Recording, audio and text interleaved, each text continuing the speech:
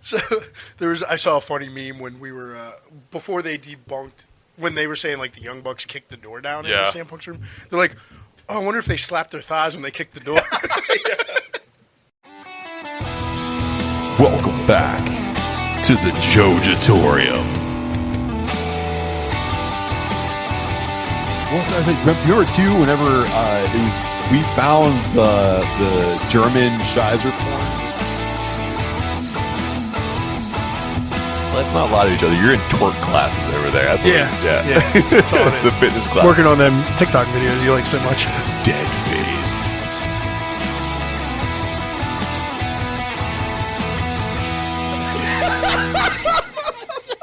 Got right in front of you. Welcome back to the Jojitorium. You know who it is. It's Adam. It's Matt. We're decaying with the boys. And I swear to God, if Ace still bites one of us, he's paying for the antibiotics. So you know that the dog days of the festival season are upon us. And you better be right next to us when we take over the Energy Innovation Center for Brewing Up a Cure. Scheduled for October 8th of 2022, homebrewers, pro brewers, vendors, and another host of others come together for a unique experience that is using beer for good. For 14 years, Brewing Up a Cure has raised more than $325,000 for the fight against cystic fibrosis, and you can play a big part in this year's festivities. So here's a breakdown of the action. VIP tickets are on sale for $65. You get in an hour early, you get beers made just for you, and limited free parking. General admission for $50, and that gets you in the doors at 6 p.m. until they close at 9 p.m. And designated drivers are also available for $20. You don't get to drink any beers, but you get to eat all the cool food and do all the awesome events that this event has to offer. So head on over to eventbrite.com and search out Brewing Up a Cure to get those tickets right now. But just make sure that you tell them that the boys sent you. Welcome back. We are here for a family show. I flew solo on the last one because Adam was too busy being the reigning defending champion. So before we cover a lot of things here, we're going to bell up to the bar and let you guys know what we've been up to.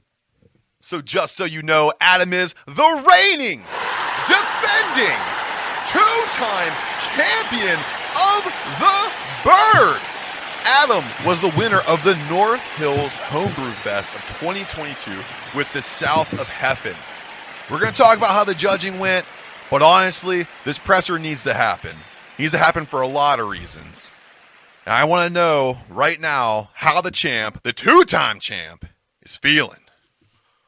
Before we get to all that, Rob, Mr. Zombie, do you fancy yourself a journalist? Oh, yeah. It's a damn shame that coming off this win, everything's been just overshadowed by the controversy between me and the Pittsburgh beer douche. What the problem here is that I don't think everyone knows what these problems are. So there's rumors that have been reported by Beer Douche Enterprises dumbass EVPs that I've been ducking him. And it's a shame that EVPs that aren't qualified to run a Giant Eagle are ruining this promotion. Ruining it. This promotion was built on real fighters, real time, real beer, real champions, real combatants. We won't take this lying down. And the fact of the matter is, we went into discussions for this fight. We looked at the money. We gave him what he wanted, and he turned it down. We offered him more, and he turned it down. And then we looked into his financials, and he shares a bank account with Anheuser-Busch.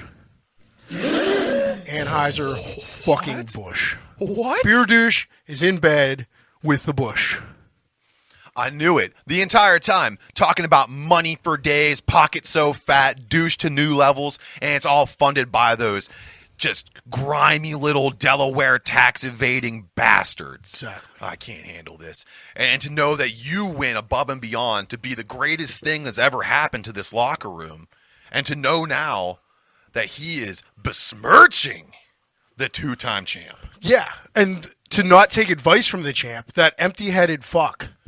Empty-headed. Granted, fuck. I never listened to what Nacho had to say when he was my more experienced protege. But fuck that. I'm important. And Beer Douche ain't listening to me.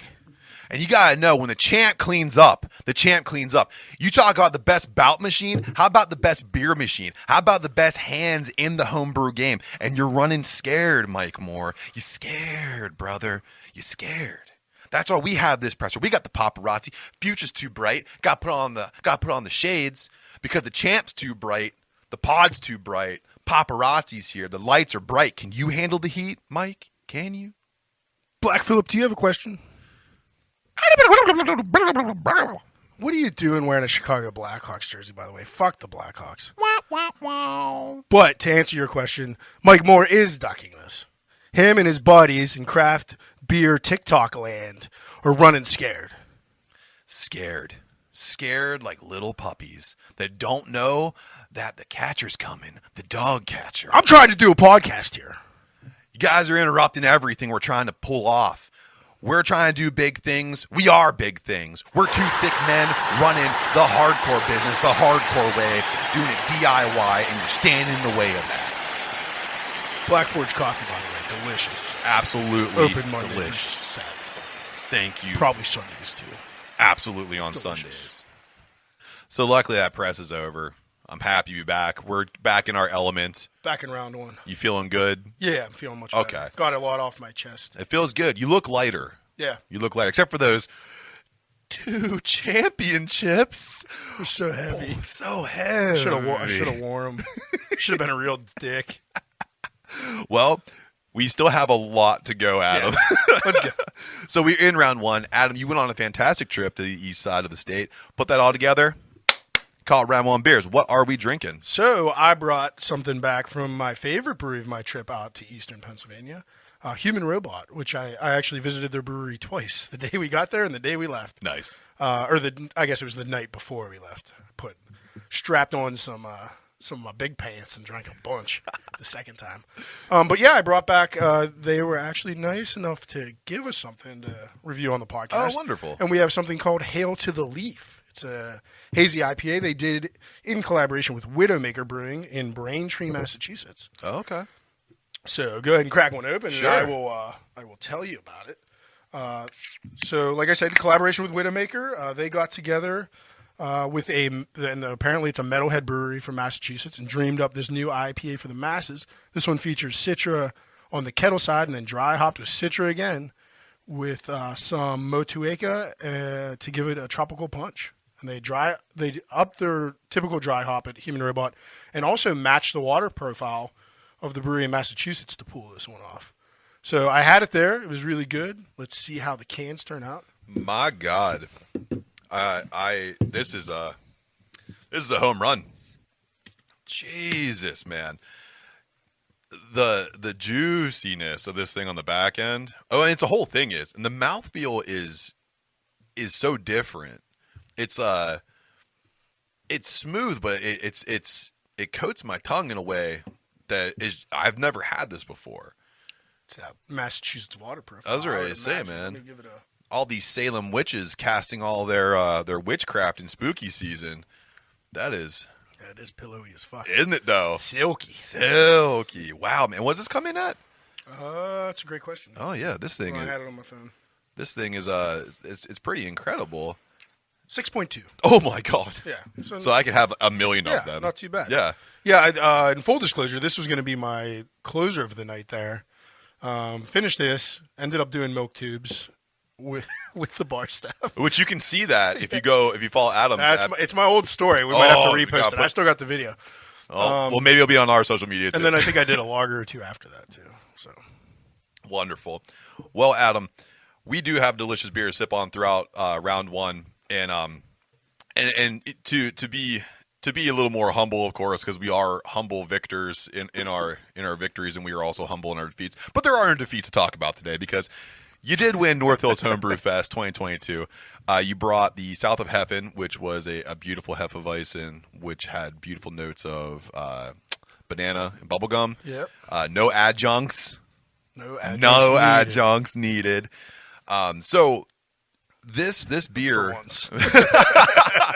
So this beer actually caught the attention of a lot of people that were at the event and some people that weren't at the event. So just a little impromptu Ask Brewer. Yeah. Because longtime friend of the podcast, Jenny D, had a couple questions for you that are really Jenny relevant. D. Isn't she the sweetest? She is. She really is. I did get a congrats message from her from all the way across the country where she lives now. She's over on the west now, yeah. Oh. But before we start the press conference, just for shits and giggles. Sure. I am very humble in winning. Yeah. I just wanted to talk shit on Pittsburgh Beer Dish. So any chance I get to do that, Yes. I do. I hope you're having a wonderful vacation there, Mikey. Yeah. Come on back on so we can do a real presser. Yeah, come slap my host here. Oh, gee. He's getting there, dude. Yeah. It's getting kind of scary. I hope he's top 3. At least make it interesting. Oh, we got to start putting out all the things for all the categories here soon, too. So keep your eyes open for that. So, Adam, an impromptu Ask a Brewer from a longtime friend of the podcast, Jenny D. Number 1 here, when you change a recipe and use different ingredients like you did for the winning beer, are you ever concerned about supply shortages or even a possible discontinuation of the ingredients you used? Yeah, I mean, at a homebrew level, that's not usually a thing unless, like, the hop had a really bad year. I actually did have trouble tracking down the yeast I wanted to use. I had never used it before and decided I wanted to use it around... It was newer, so it was kind of hyped. Yeah. But, yeah, I had to ship that in like, a big ice cooler. That's It was cool. a liquid yeast. Yeah. It was coming from the Midwest. So, yeah, I mean, you sometimes you have to search and spend a little extra. As far as hops go, there's usually especially in a wheat beer, something that's not super hopped like this delicious IPA. Yeah. You can usually sub in something that won't change it too much. Okay. But yeah, it's always a worry. Every time I brew, even more so than switching ingredients, repeating a recipe and not having exactly what you used the time before, that can be stressful. I can imagine, especially when you have a good recipe that's kind of locked. I always think of the Jojitorium. That's locked. Yeah. That's pretty locked in, man. Yeah. So if you had to change something on that, it might throw you for a little bit of a loop. But Yeah. not you. The Yeah. double champ. He doesn't apologize for anything. I don't get super worried about and stressed out the week before a festival. No, not at all. Or every brew day. You're super calm all the time when it comes to your beers. Uh-huh. So No since worries needed. none. So since you are going to move the South of Heaven into a bigger system, are there any changes that you're going to have to make to brew on that equipment? So like bigger equipment, does it equate to different ingredients? And also, second part to that, do you feel like you're going to be pretty comfortable on the system since this is the second time for you to be on there? Yeah, I'll answer the second part first. So yeah, super comfortable with that system. We brew on the Penn Brewing, like what would you call it? Their R&D system, like their experimental system, which is still a 3-barrel system, which is 6 times roughly, maybe 6 to 8 times bigger than what we brew on here. Okay, but it's the same setup. It's direct fire, 3 vessels, just like here, pump them the same way. Yeah. So actually going in the first time, I was like pretty confident with it. Yeah, it's just bigger, a lot more grain, a lot more hops, a lot more everything, a lot more prep, a lot more cleaning. Of course. But yeah, as far as changing the recipe, they're going to try to recreate it as close as possible. Sure. But where shortages and discontinuations don't really affect the homebrewers, it can affect the bigger brewery. My biggest worry is getting our hands on that yeast. They've assured me it shouldn't be a problem. Okay. Everything else in that recipe is pretty replaceable and not even replaceable, pretty standard. Okay. There were some New Zealand hops in it that might be tough. I don't think Penn has, ties to any companies doing that kind of hopping because they just don't do it in their beers traditionally. Yeah. So we'll have to see what we can do we might have to go with a more traditional IPA hop on that instead of what was in the Heffy Wee one was New Zealand hops. Okay. Which was kind of the weird part along with the banana. Right. Gave it a more tropical note. So yeah, it could get interesting. I've talked to them numerous times over the last 2 weeks already. Yeah. So we might delay it. They just went under new ownership. Okay. And the owners actually talked to me twice. Oh, and nice. He's freaking awesome. He was at the festival. Cool. And then I bumped into him in Philly, funny enough. And we talked about it, and they're doing some cool ideas. I think I might, if I have the option to wait on those cool ideas, which I can talk to you about off the mics, because they're not ready to publicize it yet. I think we might wait, and you might see it in 2023. Oh, nice. Before the next North Hills Brew Fest, Yeah. but probably like maybe springtime. Okay. But maybe sooner. They're not real sure yet. They have their big Oktoberfest event coming up the next 2 weeks, I believe. Yeah. By the time you're hearing this, so go out and support that. I'll be there at least once. Probably. Oh, yeah, for sure. It's 2 weekends, so I might be there twice. Yeah. But yeah, they're busy with that right now. Going to let them get through that, and then we'll reconvene probably in November. Or October. November, yeah. So before we move on to something else here, a quick shout out to the people that we got to interview over at the North Hills Homebrew Fest. 60 South, Chip Tooth, 5th Season, Bobby Nacho, and Justin Goodfellow all said they would like at some point to collaborate with you on beers. Would you pick any one of those guys off the rip? Yeah, no lie. Listening back to that, they were all saying nice stuff, and I was like, oh, I hope I said nice things about all these people. You did. And I did, thank goodness. Any of them, really. I mean, me and Chip Tooth and 5th Season have talked about it already. Nacho and Goodfellow and myself, along with Jim Rittenauer from Doortop, already collabed on a couple together. But I would do it again. And then, 60 South, we both mutually kind of shouted each other out on the podcast. Do you hear what he wanted to do with you, though? Yeah, that's fine. Single hop. Well, and my thing was I'd really like to – we're just new into the lagering game, so I'd love to pick his brain and see what he's doing because he's making killer lagers. Yeah. So, yeah. Absolutely. So, any of them, all of them. And more people at the Beer Fest. Wonderful. Yeah. Everybody was talking about Whittlewood's New England IPA. Oh, dude, Whittlewood. That's an absolute knockout. He took home some prizes himself that evening. He took home some awards. So did our friends at 5th Season, 60 South, Chip Tooth. Everyone took home a little bit of something. Actually, all those. Everybody, you were just picking off winners, huh? I really was. And that was the nice thing, too. I did get to cover North Hills Homebrew Fest, and the feedback's been cool. So thank you guys, everyone who's listening, and said that I sounded like I knew what I was doing. I had a lot of equipment malfunctions at the very beginning of it, so I was terrified that I would have sucked at it. So, but everybody was really cool, and everyone I interviewed was very nice. Even some people I did get to use right away. There's going to be a bonus episode I'm throwing out in a little bit here. I talked to Yetters, and that guy was so cool. It's like a third-generation ice cream candy maker, and I really want to put that out there so everyone can know what's going on here in the little city of Pittsburgh. Cool. So I'm going to put that out. It's going to come out pretty soon. I'm going to put it together. Yeah, and then again on the brewery side, which I didn't mention, and I'm not sure if you listen to this podcast, but I was very happy to see a friend of mine from when I started here in Pittsburgh, Southpaw Brewing, was back on the scene. Yeah. He went through a move, has a growing family, was out of the game for a few years. Very happy to see Adam and Southpaw back on the scene. It was a surprise to me. I didn't know they were going, so I was thrilled to see them. And then on the crowd side, thanks to all of our friends. Oh, yeah. I actually had some surprise family swing through. And they got there like right when they announced us as the winner, so it couldn't have been more perfect. Yeah. But yeah, I had a lot of friends that came out that I didn't expect, some family that came out that I didn't expect. So it was huge. It's good to know that my social media is reaching a few, a few people sure. that I didn't talk to face to face and still came out to support. There you go. So thank you. Keep doing it. Even if we're not at the festival, if you see a homebrew fest, go. They're the best. It's the best. You can try so many different things and talk to so many creative people. Everyone I spoke to was awesome. And like I said, even some people who didn't make it onto the episode, I still have that audio. I'm going to be dropping that. I loved it. I had a great time. Old JJ Mesher. Old Dunkin' Donuts himself. Double J. Ain't he great? So, Adam, I don't know if you know, but the world of combat sports is crazy right now. No.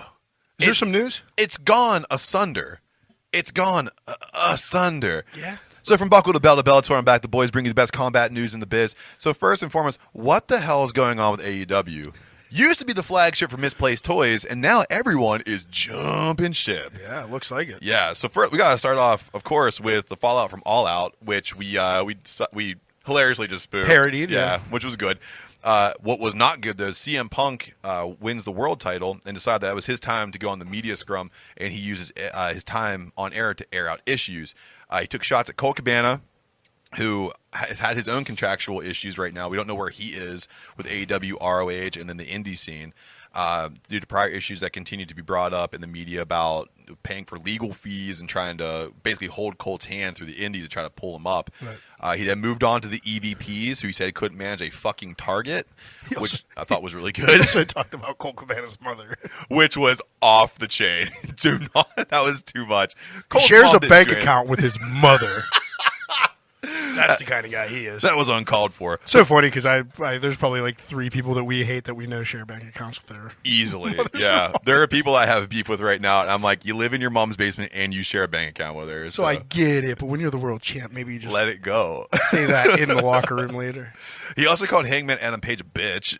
I agree with that. If you guys hadn't watched leading up to that title match between CM Punk and Adam Page, Adam Page went a little off script and talked about defending AEW, not the title, but the entire company from CM Punk, because CM Punk was fake. And then this all escalated up to a brawl in the back where Ace Steel bit Kenny Omega. Nick Jackson took a chair to the eye, and security needed to be brought in to break it all up. Now, there's different stories coming from different sides right now, and the only thing that stays consistent on both sides telling the story is that Kenny Omega picked up a dog. He picked up CM Punk's dog Larry. Yeah. He was barking and he was going over the top, so I had to pick him up and take him out. And apparently took him out and handed him to AEW's head legal. Yeah. And then ran back in to get bit. Got bit and got his hair pulled. So Ace Steel kind of that just sounds like a fun evening on the hub, right? Doesn't it though? Yeah. So then so Tony Khan comes on for Wednesday Night Dynamite, and he vacates the trios belts that were won by the Young Bucks and Kenny Omega, and then vacated the AEW Championship from CM Punk. He held a trios belt match where the Death Triangle won. Yes, love that. Love to see those guys get recognition. There's an eliminator tournament that's going on right now for the vacant AEW Championship, and it's looking like it's shaping up to be pretty good. Because even whether, I really wanted it to all be a work. Apparently, it's not. Nope. Everybody involved, everybody that was even present for it is suspended right now, except for MJF. I don't know if he was in the brawl at all. I think he was just I think he wasn't in the room. No. He was probably sitting on the side laughing, just laughing his ass off. Like this is what I was telling you guys about. Yeah, but apparently, not even all suspensions aside, CM Punk also tore a tricep, and regardless of his status with AEW, he's out for 8 months at least. I don't know. What are your feelings on the whole thing? Do you take a side here? Do you? I do take have a side. An opinion? I take the side of the wrestling fan. I don't think that right now you can't pick a side of the wrestlers because Tony Khan let CM Punk, Kenny Omega, and the Bucks kind of run roughshod on the locker room for quite a while, and then you randomly hold Eddie Kingston accountable for pie facing Sammy Guevara, which is nothing. That's a stink face in hockey. That's not a big deal. Right. So he gets suspended, gets bumped down to the pre-card where he gets the shit knocked out of him by the New Japan All-Star Tamahashi. That was such a play, a receipt for Eddie Kingston. But now, if you ask me, I honestly think CM Punk needs to be fired. I think he needs to be released from his contract because I understand that Kenny Omega and the Bucks went in that back room, and that may have ignited some things, but that shit doesn't happen if CM Punk doesn't start the shit months prior. Or that night at the presser being super... I know you're hurt. I know you're tired. Yeah. Just do 10 minutes in character and fucking get out. That's it. And then go back and talk to them about it. Because now you're showing the cracks in AEW's armor. You're showing that it... I think he's showing that it wasn't WWE's problem. It's a CM Punk problem. He's cancerous when he's grumpy. Yeah. He went from pipe bomb to this gripe bomb, and it's not a good look. It looks hypocritical as shit. It's damaging. Yeah. And for him to think that, and this is the bloated arrogance that he has. He thinks he can go do that, and then no one's gonna do anything about it, or just be like, yeah, he's speaking for us, voice of the voiceless. Right. Meanwhile, how many 5-star matches and how many great storylines have come from Omega, the Bucks, the Elite, Hangman Adam Page? Regrettably a lot. Regrettably a lot. And this is me. I'm not. Yeah. I hate them. I know. I'm more on their side. They didn't act like adults either, but no, they didn't. Neither do I sometimes. No. But you know what? Me and you don't act like adults sometimes. Do you know what upsets me about the Eliminator tournament? What's that? I think it's the unfortunate timing of Kingston's pie face suspension. Yeah. They're running this Eliminator. It ends in New York at Arthur Ashe Stadium. And then MJF's going to get the immediate shot. What a fucking time to put the belt on Eddie Kingston for just a month. That's it. Until he loses it to MJF. Which would be eventually. Could you imagine those two on the microphone? He would, and MJF would still be a heel on that because everybody would be rooting for Kingston. Yeah, Kingston's the ultimate mismanaged. I'm not excited about anybody in the Eliminator. I'm not. I can't even run them down right now. But you got Jericho, Moxley, Guevara moved on. Yeah. Danielson. I think those are the four. Yeah. So it's Danielson and Jericho next, and then Moxley and Guevara. Which that's a huge mismatch. I don't see how those two are going to. Any of it. No. Nobody's a New York guy, right? Not really. No. I mean, Jericho's dad played for the Rangers, I think, but that's about that's as close it. as That's anybody about gets, as close as you get. Yeah, no, it's an eliminator tournament that's gonna. I like Danielson in this. I think Danielson MJF will be a fun match. I think that'd be nice. I think the only way to save the Arthur Ashe show now is like have MJF cash in the chip and win in New York. That's the only way. That's to the save only way you that. save it. Yeah. And just put the belt on him immediately. That's what I was thinking. And I guess too. take it off Guevara because you're gonna damage whoever or Jericho. You just haven't beat the shit out of Jericho's Jericho's bulletproof, man. Yeah. He's great with or without a belt. He's the best wrestler in the world and best sports entertainer. Yeah. Well, speaking of that, how about his boy, Mr. Garcia, taking the ROH Pure title? It was a nice match. Yuta. That was a great match. It was a good Dynamite given all the problems in AEW right now.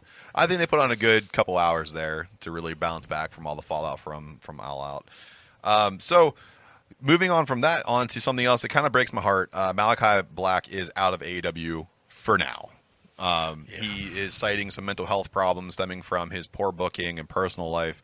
At the end of his trios match that he lost, which didn't make sense to me, he lost to Sting, Darby Allin, and Miro. Oh, Sting's the icon. Yeah. 65 years old, jumping off of steps. This was the time where you started to build the House of Black as something more formidable, but you didn't, and now you've effectively chased off one of the best talents going. He was undeservedly called Bray Wyatt Light because of the way he was writing his up, but I thought his storylines were sharper. I mean, smarter. maybe it comes off that way in AEW, but not in WWE. I thought he just was a great. fucking badass in WWE. The way until he made it up to the main roster. Right, yeah, then he got buried. But just the way he would cut storylines and use his opponent's colors in the background and then use some very cerebral language and very ominous cryptic. He even used his social media cryptically. Yeah. He was one of the first persons to do it the right way. Right. So we wish Malachi Black all the best. Aleister Black, the Dutch Destroyer, whatever you want to call yourself, man. Please get healthy. Go to the Indies. Go to WWE. Come back to AEW. Doesn't matter. Just get yourself good mentally. Yeah, and come back and be awesome. It's scary to have that looming over you. And you're so popular. Knowing somebody you like, is going through that. On the side note, Sting shouldn't be jumping off perfectly good stairs. He should be using them because in a few years he won't be able to use them anymore. He'll be strictly ramps. Enjoy the steps. Enjoy the steps. Don't jump off them. Yeah. Don't bastardize the steps. As you get older, Sting, you keep jumping off, and those steps start to get real sloped, and they start to form one solid mass, and then Darby has to be behind you, pushing the wheelchair up, and because you decided at 65 years old that you were going to jump off of them. Doing better than Lex Luger, though. So, that is true. Oh, God, he looks terrible. Moving on to our homeboy, Nate Diaz. So you're going to listen to this on Sunday, which means that he now fought Tony Ferguson because of the fucking way. The fucking weigh-in was a disaster. Kazmat Chimaev couldn't even get close. 7 pounds over? Almost 8? Almost 8 pounds. How unprofessional. I know I'm a fat guy saying this, but how unprofessional are you that you couldn't make weight? How could you not make weight? How could you not drop 20 pounds? How could you not do it? I gained 5 pounds on vacation. I gained 5 pounds. I didn't go on vacation. I ate 4 sandwiches a day. Bread is delicious. Dude, cheesesteaks are legit. That's what I'm saying. Fuck the tourist traps. You go to just a dive bar and get like a fucking Awesome. $8 cheesesteak. It was man. sick. Cooper's cheddar. Melted down on the steak. Just find a place that does that with the grilled onions. That's all you fucking need. Oh, fuck so good. Jim John's and Pepe's or whatever the fuck. Firehouse subs. I don't remember. The ones by the Rocky statue. Don't go to them. Geno's. Jim's and Geno's and Pat's. Fuck them. Yeah. Dive bars for Although life. Jim's isn't that bad. But Pat's and Geno's fucking blow. And so Nate Diaz, effectively right now as we're talking, is done with the UFC. He is done. He fought Tony Ferguson. Win or lose, he's done. I forgot we were in the future. But He probably won last night, though. He has a better chance of beating Tony Ferguson. Oh, yeah. But he did start something up that's going to be fantastic. So he started up Real Fight Incorporated. According to sources close to Diaz, and even Diaz himself, Real Fight Incorporated will hold more than MMA bouts. So he's really into all forms of combat. So he's looking for jiu-jitsu tournaments, boxing, MMA, kickboxing, just about anything else he can think of. He even dropped a hint that he would allow Jake Paul to fight on his promotion to bring notoriety and some eyes. I've heard Bobby Fish is looking for a kickboxing match. He is looking for a kickboxing match, and I would love to watch that. CM Punk. So Diaz wants to battle the UFC after his weird booking for his exit. And I think this is a good shot back at Dana White because Nate Diaz is a fighter's guy. Did you ever hear about that time that they tried to re-sign him and he said, "I'll only sign if you sign my entire fight camp to UFC contracts"? That's pretty cool. Yeah, he was like, all 10 of them. They're like, oh, yeah, we'll put this one in tough enough. No. UFC contracts, they all get fights. They're not going on these reality shows. You're going to give them, and they said 3 no. fight deals or whatever. Yeah. And Dana White's like, we're not doing that. And Diaz is like, well, sorry, man, I'm not signing with you, bro. Like, not doing it. And he dipped out. And that's how we're here now talking about him opening. I remember I used to hate them. I mean, now, dude, I love them. It's called maturity. Yeah. They got more immature, but we matured. Oh, 100%. To just learn, life sucks. I got to be a Diaz. I got to be more like Diaz. Yeah. You know what you don't need to be like, though? WWDD. Yeah. What would Diaz do? What would Diaz do? But also WWE, because they bring back the ultimate choo-choo, Braun Strowman. I saw he choo-chooed his way around the ring. My God. And destroyed their tag division. And that's all that story is. He shows up in an eliminator for match. the tag team title. For the tag titles. With the top. Well, at least. Oh, man. No, they did the 4 top. New Day, Street Profits, Alpha Academy, and Los Lotharios. All those guys had the highest wins. Legit. They are legit, so instead of this match being awesome, how it could be, it ended up being ridiculous. And the only highlight here is that Braun Strowman, he powerbombed Otis. He actually got up the powerbomb. That was pretty good. But then he went full choo-choo. They didn't use the sound effect, thank God, right? Did they use the sound effect? Choo-choo, motherfucker. Did they really? Oh, yeah. Oh, I didn't see it. Oh, well, that's good. That's the only good thing about him. So. Yeah, so then there's that. That's the only misstep Triple H has had so far, taking over creative. Other than that, he's been doing some pretty cool stuff. Bringing him back's a good idea. Just get rid of the choo-choo. Repackage. Speaking of repackaging, the NFL needs to repackage how they have joint practices. So a joint practice was going on between the Rams and the Bengals in the preseason, and it just spilled over into a good old Donnybrook. No shit. Yeah, Aaron Donald, Pittsburgh native, was in the middle of it. It's my understanding that someone took off a helmet. Class act. Oh, yeah. Took off a helmet, whizzed at another player, hit him in the head, and then that's when both sides converged, like Major League Baseball clearing the benches style. Should talk to Nick Jackson. He can't dodge a flying out. Can't dodge shit. Caught it with his eye. It's a huge chair, by the way. How do you not see it coming? So anyway, just so you know, NFL players, and then like common men went in and broke that fight up. That's because the NFL players decided they were done fighting. Oh, yeah. Because NFL players are borderline superheroes. You'd need like 5 normal people to each one just to pull them apart. Yeah. Yeah. Absolutely. And if you don't believe me, just go look up the old video of Pac-Man Jones beating up the TSA agent. It was... And the TSA agent is like us combined. Like a big-ass dude. You can tell he definitely does something to be in somewhat of a good shape. And Pac-Man Jones is like, what do you want to do? Gave him the old 2-piece without the biscuit, knocked him straight to flat out, and he's like, I'm getting on this fucking plane to Atlanta. and that's Pac-Man Jones, retired from football for like 2 or 3 years. I mean, look at Terrell Owens. Still looks like a freaking robot of a person. He's an action figure. He's an action He's like figure. 48 or some shit now. Oh, he's probably 100 and you wouldn't even know it. Oh, man. Yeah, he still runs like a 4.6 40. I saw that video, yeah. I just saw that video this week. But you hear his feet hitting the ground. Like, it looks like he's moving the earth. It's insane. It's crazy. You know who else moves the earth, Adam? Not me. But I bet our sponsors do. Our sponsors do move the earth. So when you support our sponsors, you support us. When you support us, it brings some pretty cool stuff. So we'll see you on the other side. The Cultworthy Podcast. Join me, Antonio Palacios, each week as I guide you through a never-ending sea of obscure cinema and cult-worthy gems that deserve a rediscovery. Find me on all listening platforms and at thecultworthy.com. The Cultworthy Podcast. Join us. Welcome back to Jojitorium. You know who it is. It's the boys, and we're brought to you by Newsly, an all-in-one super audio app for iOS and Android. It picks up web articles about the most trending topics on the web at any given moment and reads them to you in a natural human voice. For the first time ever, the entire web becomes listenable all in one place. So you can browse articles from topics you choose and start playing. You can stop scrolling and start listening. You can follow any topic as specific as you like, from sports to tech to business, science, Bitcoin, or even local brewery hotspots. It'll find you the latest articles and read them to you out loud. And guess what? They even have podcasts. Explore trending podcasts from over 80 countries, and even our podcast, The King with the Boys, is on there too. I actually started using it as my default podcast app, and they even have digital radio. Download and use Newsly for free now from www.newsly.me or from the link in our description. And use the promo code DECAY and receive 1 month of a free subscription. Cheers. Welcome back to the Jojitorium. You know who it is. It's Adam. It's Matt. As you can see, we are all tatted up. So, Adam, I have to ask you, buddy, what's the number one rule about having tattoos? Aftercare, Matt. That's right, aftercare. And what's the number one company for aftercare? I only use Lucky 13s. I only use Lucky 13s as well. So, and all of our fans can too. So if you go to lucky13s.com and use our promo code MATA193529, you can save 25% on your entire order because From the first line of your tattoo and beyond, Lucky 13s keeps you looking fresh. This is Josh Scar from Talking Smack.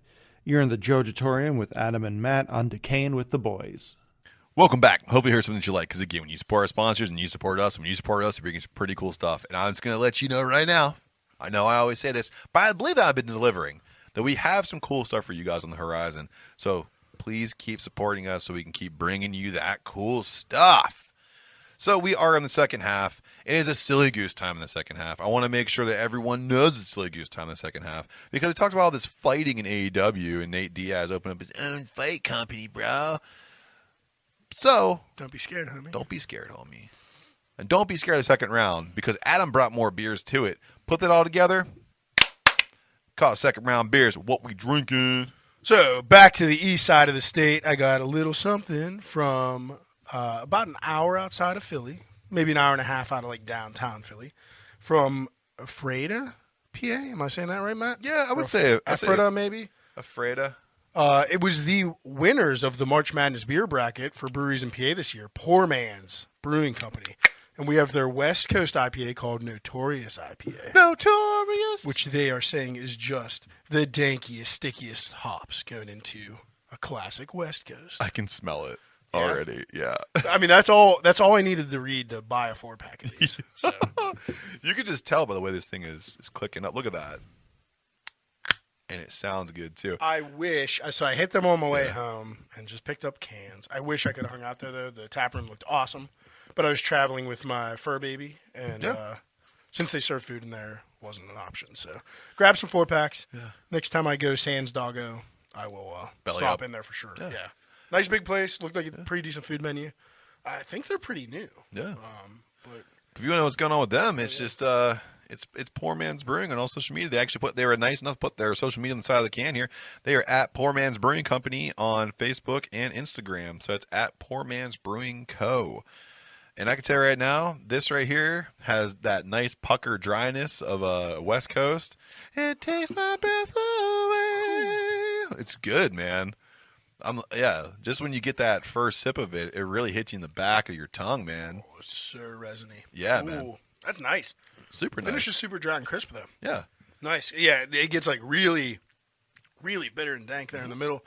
And then it clears up so you can come in for more. So that's nice. And little secret time. You hung out here for AEW, and we had their, I think it's just called the Ephrata lager. Yeah. Like they're just house lager, and it was really good as well. Oh, my goodness. If you're ever out there going to or from Philly, it was only like 13 minutes off the turnpike. Oh, that's not bad at all. Right there. That's an easy exit. Easy come back and on. you can grab some lunch there, too. So. Yeah, nice. If they had beers like this, I definitely want to go. Yeah, they did. Nice. They did. No. These are from there. So, cheers, everybody. cheers to that. So while we were in the second round, we have some delicious beers from Poor Man's Brewing Company. This is good. Adam, whenever you're out and you're grabbing fast food, what makes it a perfect thick boy time? Oh, you need to have golden crispy sandwich of some sort, that main course, a banging side, and some sauce. The sauce, baby, the dipping sauces. The dipping sauce is what makes the meal. So what I did... It's what makes nuggies and tenders so appealing. Oh, yeah. So what I did for you, Adam, I dug into the depths of the internet, and I found what BuzzFeed and their readers and their site contributors think are the 19 best dipping sauces from fast food establishments. I have nothing but love for BuzzFeed. Yeah, I never think they're absolutely wrong. They're always accurate. If you go back to one of our episodes when we talked about 12-year-old girls. when we talked about it was the best Halloween movies, I think it was. Oh yeah, I almost flipped my lid. I know. That took a lot of editing to make that palatable because you said a lot of mean things. I think that we read a couple Halloweens from them. We too. did. I think they did Candy too. They did, and it was awful. Pissed. Dude, Candy corn was like in their top 5. Yeah, stupid. So I think realistically, why I got this one is because I want to make you mad. Probably will. I mean, I'm not trying to look too far ahead, but I see the top 3, and I'm already getting disappointed. So I'm going to start at the bottom at 19 and work my way up top. Now, what I want to do with you, too, is if you think it doesn't even belong, let's just toss it out, and I want to know why. Okay? Yep. So we're going to kick it off with number 19. So whenever you're having a delicious little pizza gathering with your friends, you're having a couple Bud Lights, easy night, watching something on TV, baseball game, whatever. Nothing comes off better with pizza than some garlic dipping sauce, right? Yeah, I agree. Really helps out. I agree. How about Domino's garlic dipping sauce? Domino's is pretty fucking garbage. Yeah. Altogether. The pizza's terrible. The garlic dipping sauce might be the best part. I don't remember having theirs. There's another establishment I like better. I don't know if they're on the list or not. Who's that? Papa John's makes a good garlic dipping sauce. Papa John's does clock in on this one. Okay. But I would wait say for them, the Domino's pizza garlic sauce has... It doesn't seem memorable to me. It's not, because... Just like everything else about Domino's. Yeah, it's passable but forgettable. And that's why it's number 19 on this list. Probably wouldn't even make my top 20, to be honest with you. Of all possible side sauces, no. It's This is not not even making it. top Yeah. 50. So what about number 18 here? The Panda Express teriyaki sauce. I don't know if it's in my top 19. It's not even in my top fucking 100. I think it's the best thing. Again, much like Domino's, I think it's one of the best things there. I don't know. But there's the orange chicken. The orange chicken itself. So's. I'm telling you right now. Teriyaki though, that's the healthy option there. They'll put the teriyaki yeah, sauce on it's on the grilled chicken. It's like 400 calories. That's pretty good for fast food. Yeah, 400 calories, but it's like 800 fucking Oh, the milligrams sodium. of The sodium's through the fucking roof. It's like you eat the teriyaki Yeah, sauce but and the you harder- get high blood pressure. Yeah, but the harder the heart works, it's like cardio without having to be on the treadmill. It's not like eating celery, You're just dude. rushing. You're just adrenaline rush. No! I think every there is a ton of sodium. dude, I didn't it's even think of like that. you're eating it and it's like, did I lick Salt fucking cube. salt cube? Like, this is... Am I a deer? When you eat this, you are 100%. Yeah. Not top. I'll just say top 20 because first off, Buzzfeed, top 19 stupid as shit. Pick another sauce and make it a top 20. Give it a nice even number. No, not in my top 20. Yeah, no, not even close. No. I disregard Panda Express almost entirely, especially your teriyaki sauce. I like it when I'm being a bad boy. I like it. You like spank your ass when I'm and just get some being a cat- trashy bad boy, and there's no way I'm getting Panda Express and bringing it home. I'm eating that shit in my car because it's just like you're being filthy, Like a you're being, sad I'm panda. ashamed, and I'm eating it in my car. And I'm getting the chicken teriyaki if I think I'm being healthy, but let's be honest, I'm probably getting the orange chicken with the fried rice. Of course. And an egg roll. And just housing it in my car. and that duck sauce, which is better than the teriyaki sauce. That's true too. How about Buffalo Wild Wing? You know what? Fuck this. There's like 8 different ranches here, so I'm going to kind of link them all together. No. I mean, no, go with the Buffalo Wild Okay. Wings because I do have a sauce that would make it for Buffalo Wild Wings. Buffalo Wild Wings Southwestern Ranch, which is trash. So for everything coming up, fuck ranch. No ranch is making my top 20. No ranch. It's blue cheese or go fuck your mother. Yes. Thank you, Uncle Joey Diaz. Joey Diaz, baby. Uncle Coco. It's blue cheese or go fuck your mother. But Buffalo Wild Wings Mango Habanero does have a place maybe in my top 20. Oh, yeah, that's up there, dude. I hate to give that to a chain wing place, but we are going chain. Like, I'd probably find 20 local sauces that I'd throw They're on this, awesome. but we're going national-ish, regional brands. Yeah, Buffalo Wild Wings for a national chain. Mango Habanero, man. Best wing sauce in Pittsburgh, chain-wise, is Mean Joe Green. Yeah, I mean, for a local chain. I think they're just local, right? But the best... Backstreet, oh, yeah, it's just Southwestern did I say Pennsylvania. Big Shot Bob's. Big Shot Bob's. I want to say Big Street Bob's. It's like, that's not right. We rebranded it. It's Big Street Bob's now. It's Backstreet Boys. I want it that Yeah, way. Mean Joe Green from Big Shot Bob's is like Yeah. a strong for a big chain here. Of course, my personal favorite so one-off good. is Insurrection. Man. Yeah, they I make was- their own wing sauces, custom every week. Ugh. That Insurrection's And they cook their wings to perfection. absolute snappers. God, I'm hungry now. Fuck you, Matt. Every time we do, I know. Peek behind the curtain. We're filming this on a Saturday morning. Every time we do a Saturday morning, you make me hungry. Yeah, that's why I always pick these. Oh my god. Because when you're hungry, you're angry. When you're angry, we get ratings. Yeah, bring ranch up again. Fuck. How about A&W Buffalo sauce? No, A&W sucks. No one ever eats there. No, I go in for the draft root beer and then I get the fuck out. There was one. You guys make hamburgers. I didn't even know. Was it in Waynesburg? There was an AEW Long John Silver's? Yeah. When we were there? The combo. So I would get the chicken strips from Long John Silver's and then get the AEW root beer. Well, because they also had the root beer floats at all times, which were boss. And their ice cream machine worked McDonald's. Yeah, all the time. What about Wingstop Ranch? Fat Ranch gone. You missed Oh, one. spicy ketchup from Whataburger also No, gone. That might make mine. It's really good. Fucking hate I it. thought it was pretty good. Nah, man, no way. It was just like a nice twist on a classic. Surprisingly enough, Wendy's had a cracked pepper ketchup that is so much better. Cracked pepper ketchup was good. I had it Really on like some fucking crazy egg rolls in Philly, and it was so good. They're knockout. It's such You're right. That's great combo. better. Great combo. It's out. And then Wingstop Ranch, gone. Papa John's special garlic sauce. This is a top 10 for me.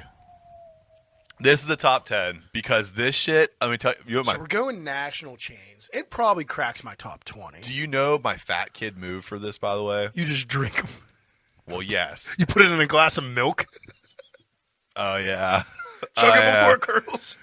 No, dude. What I do is I'll order extra, and then I'll make mac and cheese. And I put it in the mac and cheese. You dirty fuck. I do, That sounds right? good. Oh, That it's sounds so good. Yeah. I thought you were going to say I use it to lotion my body. Oh, I would. I would if I wouldn't break out in acne. I think that thing's made with only brominated oil. Pretty sure you're right. It's like Mountain Dew and this garlic dipping sauce is made with the same ingredients. That's definitely by far the best one on the list. Yeah, for sure. Thus far. Thus far. How about Wetzel's Pretzels jalapeno cheese sauce? It's not bad. I don't know if I've ever had a Wetzel's Pretzels, but I do like jalapeno and cheese sauce from other soft pretzel places. I would say this one's good. I think it's better than Auntie Anne's. I would assume it's kind of like stadium nacho cheese because like a little elevated. like hockey hockey game nacho cheese usually has a little bit of that spice to it. It's spicier than the nacho cheese at the PPG Paints Arena. All right, that might crack top 20 for me then. I'm saying it's up there for You me. can put cheese sauce on a lot of shit. You can, yeah. Also, fat kid move. I'll take that sauce and also put it in my mac and cheese. Yeah. Oh, absolutely. Yeah. With the garlic sauce? Oh yeah. Just double down. Yeah. All right, so we have 2 so far, right? Yeah, That are making two it? so far that I'm not going to agree with. This one's debatable. Pizza Hut marinara sauce. Pump the brakes on your disapproval. No, I'm Because- thinking chains Now, hear me out. The retro recipe. was better. So if we went, You're also like, tapping into my nostalgia. It's I'm book it. 1990s? I'm doing the book it. right? Yeah, that's the only reason why I would read books. I got the marinara sauce. I didn't want to learn how to read. I wanted to eat. I think it's even nowadays. I think it's a little sweeter, but it's still in like the top chain for me. Like beats Domino's, beats Little Caesars. Oh yeah, who? What else is on? Who? Papa John's. I'm pretty good with Papa John's. Pizza. Go fuck yourself. Papa John's is pretty good. Fox's Yeah. is pretty good. Yeah. I don't even know how national is. Fox's regional. No, it's national. Is it national? Yeah. I used to work there. I don't know. Pizza Hut's pretty strong. It might make it. Might just be like top 30 though. How about Popeye's blackened ranch sauce? It's ranch. Fuck off. Fuck off. How about, Popeyes does have some good other sauces. They though. do, yeah. I just try different stuff every time I'm there. Oh yeah. Anything they have that has Zatarans in it, I'm fucking eating it. How about Carl's Jr. Sweet and Bold barbecue sauce? If you say you like this, I'm gonna revoke your fat dude card because Carl's Jr. is trash. Yes. they are. Trash. I got them confused with Checkers for a second. Checkers fucking rocks. Checkers is dope. Carl's Jr. Yeah. does. Because that's just Hardee's, right? Yeah, that's all it is. That's diarrhea. They're trying to trick you. That's diarrhea on a bun. They're tricking you. Burger King buffalo sauce. No. Yeah. Nothing at Burger King is good. No, never. This one doesn't even count, I don't think. Chipotle queso. It's not. It's not. I mean, it's a queso and it's still not in my top 20. Fucking Moe's quesos. Dude, yeah, it's amazing. Yeah. What? Chipotle? BuzzFeed, you're just fucking with us at this point. I think Chipotle, in all honesty, Chipotle queso's the worst queso. it's terrible. It's the worst I've ever had. It's flavorless. Sometimes it's tinny. I don't know how they get that. How do you do that? They get that Nichols taste, like some old Coors Light. It's like a fucking handled change. yeah. Dude, I think BuzzFeed is just like basic They're white trolling. bitches in large brim No, hats. I think they're trolling middle-aged fat guys. No, they're succeeding. And it's working. How about Wendy's creamy sriracha sauce? That's not bad. I did enjoy that. No, I don't know put how. on some spicy nugs. That might be the best thing they got as a dipping sauce right now. I don't know. What I else don't know, use. man. I don't like their hot honey. No, It's too sweet. their honey barbecue sauce is one of my I don't know the favorites last time I've had that. because it's balanced really well. I like that one. a lot. Their straight up buffalo is pretty good. It's got a good kick to it. Yeah, I enjoy that. I don't know. Creamy sriracha, that probably makes my top 20. How about Taco Bell mild taco sauce? BuzzFeed, go to hell. Volcano sauce or go fuck your mother. And literally every other sauce at Taco Bell is better. Even medium, which yeah. sucks, is better. But I'm like Diablo sauce, fire sauce, Volcano when it was around. Because that was like queso mixed with So good. Diablo, yeah. basically. Damn, was that Amazing. stuff good. Get the hell out of here. Even the fucking shitty ranch sauce they put on the chalupas is better than the mild I taco like sauce. that. It's way better than the mild that's good taco stuff, sauce. yeah. Mild taco sauce is just a waste of my time. It's just messing. I'm eating it in the car. It's getting on my pants for no good reason. Yeah. I'm not even enjoying it. It's flavorless. Ugh. I do eat a lot of these things in my car. I'm realizing that. Yeah. Shame. Are you sad? Self-shame myself. How about Raising Cane's cane sauce? That's in my top 20. Yeah, that's a good one. sure, yeah. I do enjoy that. Raising Cane's isn't super big in Pennsylvania, but when you get a little south, they're pretty prevalent. Pretty prevalent. I think even out in like Columbus-ish, Ohio, you Oh, start yeah? hitting them. Yeah. Nice. Definitely Cincinnati. Whenever I start driving down when I go on vacation to the Carolinas or down to Florida, I always run into one, and I'll stop in and grab something. Little chicken tenders with some of that. Yes. Banger. Very solid. Let's go to another one that's gonna just get tossed right the fuck out. Jack in the Box buttermilk house sauce. And you're back on the shit list, BuzzFeed. Fuck off. See you later. Fuck ranch. That's a fancy fucking way of saying ranch. Yeah. Buttermilk house sauce. I don't know. I'd probably rather like the Popeyes blackened ranch sauce. It's probably better than that. Jack in the Box sucks too. Yeah. Dollar terrible. tacos, they should be 50 cents. They suck. Get diarrhea. Most of the stuff on the list does, yeah. Yeah. Well, I'll say like you get the dollar taco from Jack in the Box, and it's like you're like that's when you go there. You're like, I've been constipated for 2 days. How do I get this to move? And you're like, oh, I know, Jack in the Box. I could take Ducalax, but a box of that costs $15. I can get 2 $1 tacos and be in and out. Just call it Jack in the Box Drano. How about Chick-fil-A's Polynesian sauce? Might make my top 20. The Chick-fil-A sauce definitely superior. Boom boom. Boom boom sauce, baby. When they had the old boom boom sauce. I don't know if I ever had the boom boom sauce there. Shit, son. Sheets has a boom boom sauce. They do, and it's actually pretty good. Makes me go boom boom. That is good. It does.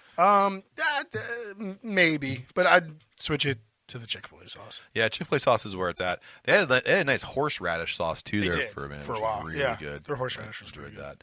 Not as good as the Arby's. That's the only thing keeping Arby's in business, I think, is the Horsey sauce. yeah. Oh my god.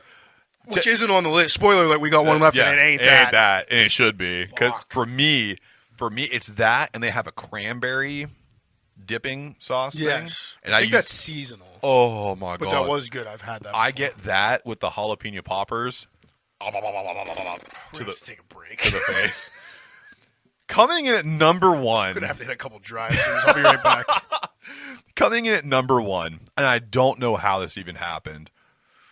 McDonald's tangy barbecue sauce. BuzzFeed, you're fucking fired. You done. Because even if you're gonna go McDonald's in the number 1 slot on a list, it's the Big Mac sauce, right? That super tangy Thousand Island Yeah. Russian. That sucks. I hate it. I hate everything McDonald's. Oh, yeah. None of it would make my list. But it's totally it's totally a troll job if that's your number 1. That's your number one. Ugh. It's. Get me better sauces, Matt. I think what we should do is we should go out there And make a top 20. and Or make find our a own better top 20. Let's make our own top 20. All All right. We're gonna go out there. We're gonna find real thick dude top 20, and we're gonna. It's going to be a lot of cheese-based sauces. Yeah, we're gonna have a lot of heart palpitations. A lot of spicy, a lot of salty, a lot of cheese. Do you have an AED machine anywhere so you could? Yeah. I got one in the back by the fire extinguisher. Thank God, because we're gonna need it. It's like this is my 8th cheese dipping sauce. I mean, literally, the torture sauce you made out of the Last Dab sauce Really good. is better than Yeah. 80% of these. Like, You know honestly. what? I actually just made that again. I made the popcorn the other day because I was hungry was for good. it for some reason. I really enjoyed it because you mixed it with Frank's, right? I mixed or it- sriracha. I mixed it with Frank's and sriracha. It was fucking beautiful. And then I popped the popcorn with it, and I had little red pepper flakes in the popcorn before I popped it. You brought it back when we were a 3-mic show. You brought it with chicken nuggets one time. Yeah. And that was so good. I made hand battered honey beer tenders. Chicky tendies. Yeah. That was good. And our third mic ate them directly into the microphone. Yeah. That was cool. So anyway, BuzzFeed, get better. Oh, BuzzFeed, be better. Be Yeah. better. Or go away. Just go away, If actually. you just went away, that'd be cool too. Just go away. How many Taylor like Swift Ace Steel. memes can you just make and be relevant? I mean, a lot for me. Well, I found BuzzFeed's audience. No, just that part of me. Just that 12-year-old girl part of me. Yeah. T-Swizzle. So, Adam, we're moving into your favorite portion of every episode when we can do it. Questions When from we can the do it. internet. Questions from the internet. When we didn't quite fill out our hour and 20 minutes or whatever. Wherever we're trying to be in this whole fucking thing, right? It still is my favorite segment, even though it gets cut half the time. It is the most cuttable portion of our show. So, Adam, you have to pick a horror villain to fight against. Who would it be and why? I'm coming off all of this anger from the BuzzFeed article, and I'm just gonna pick on a weak ass character. It's gonna be the Leprechaun. Yeah. From the Leprechaun franchise. Yeah. Well, you don't want like a challenge? No, I don't think I can survive much. You saw that arm wrestling match. I can't do much. I thought you did a good job. more. I thought you did a really good job. I mean, I lost. Yeah, but valiantly. I'm left-handed too. Yeah. I'm making excuses now, but Yeah, well- Ben's also very fucking strong. He is. Yeah, I know. That's the one I can beat. Leprechaun. And I also hate him. I hate those movies. Oh, yeah, they're terrible. He couldn't kill Jennifer Aniston, so I definitely That's a miss. will survive. Yeah. Yeah, I think I could beat him up. What about you? I would take on someone a little more fun. I think I would like to take on Mr. Victor Crowley from the Hatchet series. Nice knowing you, buddy. I want to lock horns with that animal. I want to see what I can do. Die, probably. Yeah. Because But- even if you like get a one up on him, he's like got voodoo magic. Well, he's and infinite. We'll just come back yeah. to life. Yeah. That's why I just got to make sure I do cocaine before I start the fight. Because he's just like an embodied spirit. Yeah, that's all he is. Yeah. Whenever you awaken him with a YouTube video. Yeah, I'm going defeatable. I'm going with people with physical differences. Oh, you know who I want to fight? Never mind. Scratch that. Ratman. I think you might have a chance there. I could take him. Yeah. Or I get possessed and I could be part of a really cool cult. Yeah, I mean, He doesn't kill you. Matt, that's what we call in the industry a win-win. Yeah. There we go. I changed my answer. Hey, Adam, what's Yeah. bugging you this week? It's been bugging me for about 2 years now. Yeah. Everybody that's on the let's go fucking thing. Every time I hear let's go, I want to fucking stab my temple with a knife. Yeah. Can't stand it. Like they just do something very simple. Yeah. And then, Let's go. It's, Fuck off. I mean, it started in sports where it made more of a relevant, like, But like, let's go Penguins makes a lot like of fucking I made sense. a beer pong shot. Let's go. Even that sucks. Yeah. It's nothing. Yeah. I got a kill in fucking Call of Duty. Let's go. Well, what do you I shotgun the beer. Let's go. what do you put in place of it? Just shut the fuck up. Nobody needs to know where you're going. How about hooray? Just high five, fucking fist bump. You know. Yeah, like Goro, you fist. Yeah. You fist. Way to go. Fist Just them. fisting them. everywhere. Fisting everybody, yeah. But like, yeah, I don't know. It's just fucking it. Just, and everybody says it. Just say something different. I don't care what it is. Just something different. God, I'm so heated about it now that I brought it I up. realized that. It's just the worst people in the world. I feel like mine's so I feel like I'm losing friends by the moment. I feel like mine's so insignificant compared to yours. Let's go. Yeah, I just fucking took out everybody that has a TikTok. Yeah, that was a song by Little John. Let's go. He's the last guy that can say it. Yeah. He was fine saying it. That I was like it. that song. Yeah, him and Busta Rhymes. The rest of you copied him. Him and Busta Rhymes. I think that those are the last two I could really tolerate. Was it a collab or they each had a song called Let's Go? No, remember that? So Busta Rhymes did that. It was a song he had where he goes, "Let's go," and he started going, and started rapping real fast. I didn't know that. I love him. Loved it. I can't say a goddamn other word other than "Let's go," so that's why I want to tolerate it from him. Mine's very pedestrian. Let's go jump off a bridge. Don't entice me with a good time, sir.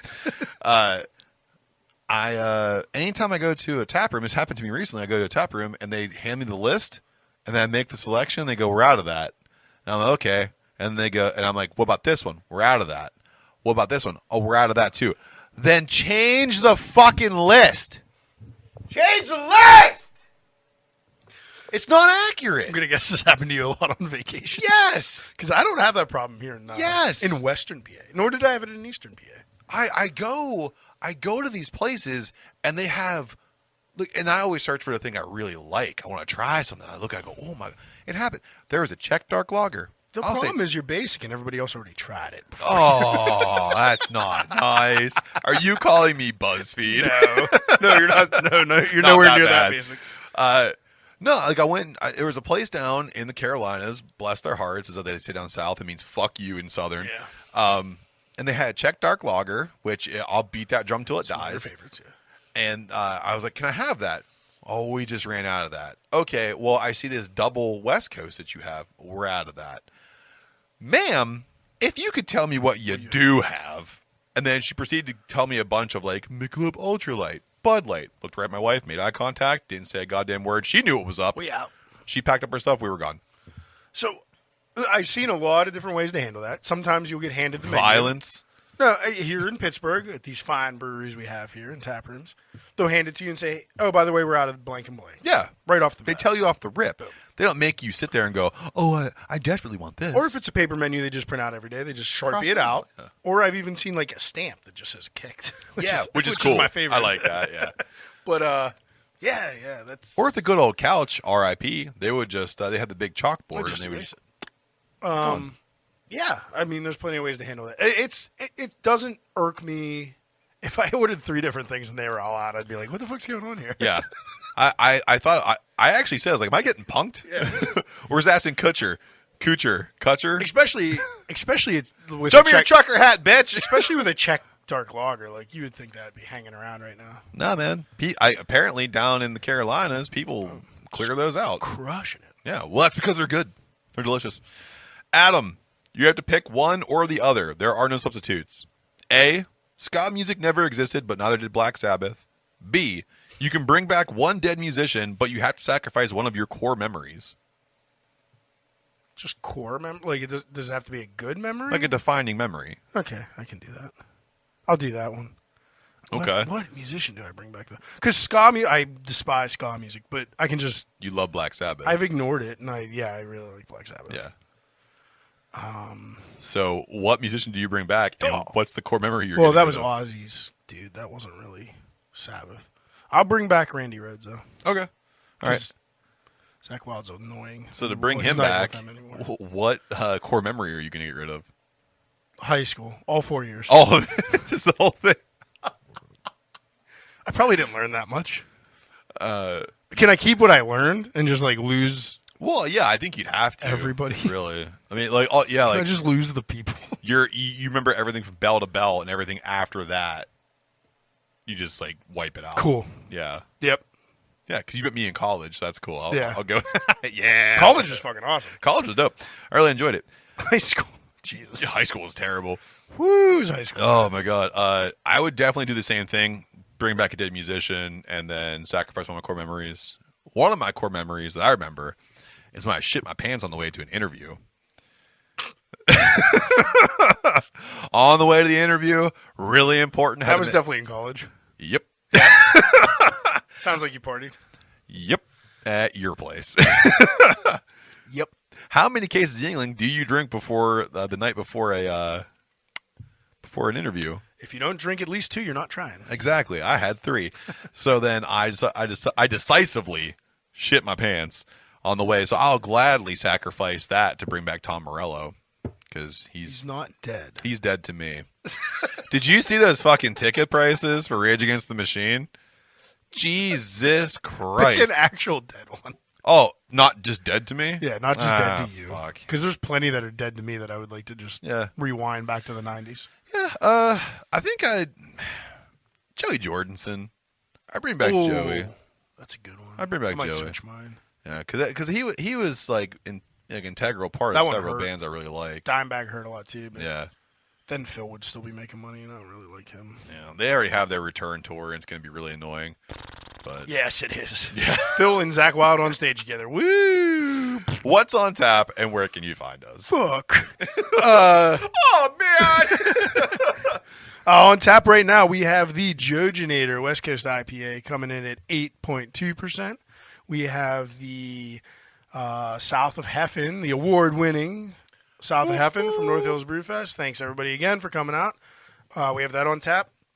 And in the number 3 slot, we have the Pineapple Jalapeno IPA, the Retired Double Agent. Keep feathering it, brother. Yeah. And then, like we said at the top of the show, Brewing Up a Cure, October 8th. Be there. We are brewing up Shat-Faced Pumpkin Roll Imperial Stout, coming in at 8%. It's hitting the kegs this week. And then we have a new English Dark Mild recipe we tried that should come in under 4%. Oh, Our my lightest goodness. beer ever. Super crushable. But taking two dark beers to That's Bring really Up a cool. Cure. Yeah. Just on completely opposite sides of the spectrum. And don't sleep on that Imperial, because that's award winning. Oh, that's a killer too. Yeah. But to try something new, going light, Yeah. but keeping it flavorful for sure. Love it. I can't. Getting into new exciting stuff here. And if you want to know what those things are, you can follow Adam at @bash_brew on all social media. That's Facebook, Instagram, and Twitter. He's also on Untapped. Don't forget to get your tickets for Brewing Up a Cure on October 8th, 2022. Those tickets are still available right now, and that's for VIP, general, and designated drivers. You want to go with the boys down here at Jojitorium? We're at Decay and WTB on all social media, Facebook, Instagram, and Twitter. Don't forget about our YouTube. We are trying to get to 100 followers and subscribers by the end of 2022, and you can help us out with that. Thank you for everyone who subscribed already. And thank you again to everyone who voted for us for Best in Pittsburgh. I am getting leaks that we've actually done pretty well in that. So that's kind of cool. I keep checking for results. I don't know when they come. When do they come out? September 28th, and we'll know. Ooh. Yeah. But I've gotten some leaks that we've done okay. Thank you all, regardless of what, because you already put us in the top 10. Which is cool. Thank you. Thank you so much. Thank you so much. And just to add something else in there that I completely forgot about, the Make Peace Not War Cream Ale is almost gone. There's like 10 bottles left. All unclaimed. Yeah. So hit me up this week if you want them, though. And you can support the Ukraine. And we want to get that money out to the Ukraine here before October. Absolutely. So. Awesome. Get on board. It's the newest version of it. It did really well with the Brews and PA invitation. It's delicious. So it's really good. Not even saying that as a homer. It's not even on tap anymore. We are out of it except for those last 10 bottles. So come get them. Yeah, please. So, on this beautiful Sunday morning, we listen to us as you should, or Monday when you're watching us, which you could if you follow us and subscribe to us. Until next time, cheers.